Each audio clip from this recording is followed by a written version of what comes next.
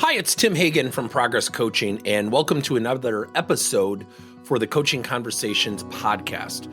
Now, we are on Stitcher, we are on iTunes, and multiple different channels. Please check us out.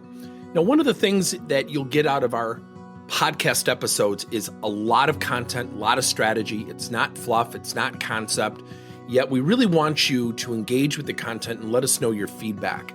If you have any questions, feel free to reach out to us. If there's topics you'd love to have us address, we would love to share them with you. Let us know your impact and let us know your feedback.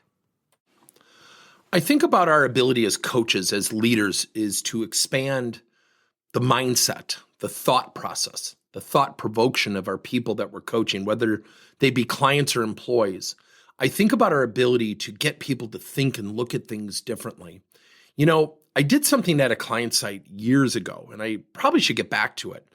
And it was a program that we created called Always Stay Positive. And every day, everybody had to watch a video basically of, something that was positive, inspirational, motivational videos, or even sound clips or quotes. And we did it for 21 days. And what we had to do is we sent it out and everybody had to journal what was their major takeaway, not what was their impression, because people will easily be negative. Well, I think this was dumb. They'll find ways to discount. But we framed our questions to be positive, such as, what are two things you took away from this positively? And so we went back to the leaders of the employees and we said, what have you noticed? And we polled, I think it was about 12 managers, and all 12 said, it's a noticeable difference. Here's the lesson with content-driven coaching. Content fuels people's minds. When you watch the 6 o'clock news, especially during election time, does anyone really get invigorated? When you watch the 6 o'clock news and we think about things all around the world where there are challenges, what does the news report? Challenges, wars, tough times for people. We don't really have a 30 to 60 minute positive news channel, do we? That's mainstream. That fuels people's minds. So recently I was coaching someone who is really kind of lackluster. They don't know what they want to do with their career. And I said, what do you do for enjoyment? He said, what? I said, what do you do for fun? And he started talking about a sport that he plays. I said, that's awesome. So how does that person come into the workplace? So I've never thought of that. And I said, so answer the question. He started laughing. He goes, I don't know. His tone changed. I said, so what do you listen to when you drive into work? He said, the radio. I said, music? He said, mostly. I said, just kind of lackluster. Kind of like you just listen to the song and that's kind of it. You get to work and you think, what? Oh, yeah, I got a long day ahead of myself. And he kind of sighs. And I said, so I want to try something. I said, I want you to listen to something positive.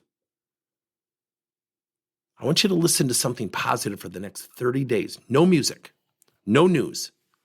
And then I want you to think about two things of what you're going to do to just be helpful to other people. So at the end of the 30 days, I said, what did you learn? What happened? What was your major takeaway? He said, boy, everybody seems so much nicer to me. See, when people get caught up in their own stuff, we tend to think about ourselves like, yeah, I'm feeling this way, or, I'm just not that energetic. We don't think about other people. We certainly do not take the time and reflect and say, I should fuel my brain positively. So when you use content, try it with your team. Try it with your team. Try every time you have a staff meeting to lead with something inspirational.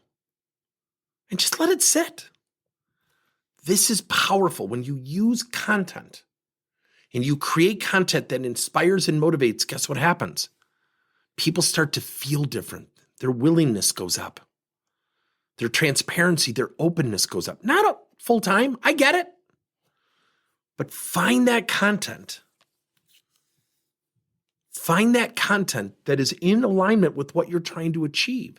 And then when you start to fuel people's brains, guess what happens? Things start to improve. They become more approachable and coachable. Thank you for listening to another episode of Coaching Conversations by Tim Hagan and Progress Coaching. Now, our company is always coming out with new and innovative solutions to help leaders coach their employees. And recently, we just created a new service called Coach to You, where leaders can pick and choose topics and assign 7 to 21 day programs for employees to learn and, more importantly, apply actions and then reflect and share what they're going to do going forward as a result of the learning. It's called Coach to You. We're literally bringing coaching to your employees. If you're intrigued, we'll have a link in each one of our episodes where you can get more information. And again, thank you so much for listening to another episode.